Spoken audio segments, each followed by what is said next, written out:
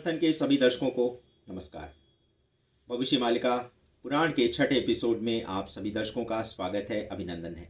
जैसा कि उड़िया भाषा में लिखित भविष्य मालिका ग्रंथ के रचयिता भगवान श्री कृष्ण के पंच सखा श्री अच्युतानंद द्वारा लिखा गया है ये ग्रंथ, और इसी में सारे संसार का भविष्य भी लिख दिया गया है। तो आइए आपको आगे बताते हैं कुछ और रोचक तथ्य।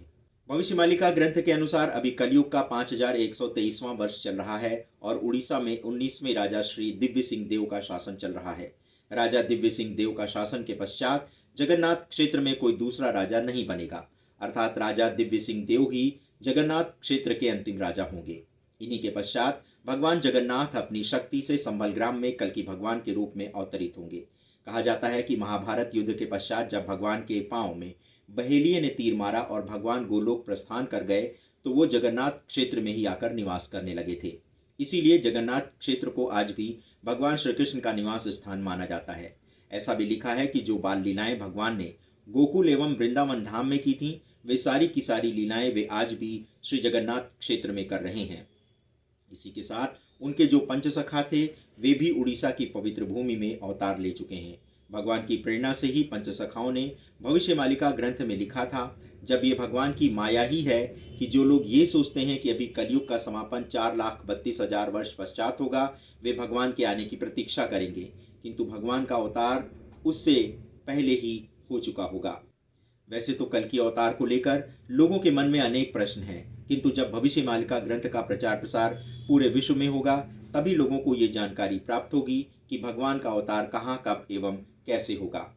ये भी भगवान की माया है कि भविष्य मालिका ग्रंथ अभी तक ओडिशा में भी बहुत कम लोगों तक उपलब्ध है, किंतु जैसे जैसे भगवान के प्रकट होने का समय निकट आ रहा है वैसे वैसे इस ग्रंथ का प्रचार प्रसार भी होने लगा है। श्री अच्युतानंद के अनुसार ही 5000 वर्ष पश्चात ही कलियुग का अंत हो जाएगा। इसी के पश्चात जब 2024-25 में मीन में शनि का आगमन होगा तभी भगवान धर्म संस्थापना का कार्य करेंगे, किंतु इस दौरान कल की अवतार को लेकर इतने मतांतर होंगे कि बहुत से भक्त इस कारण ठगे भी जाएंगे।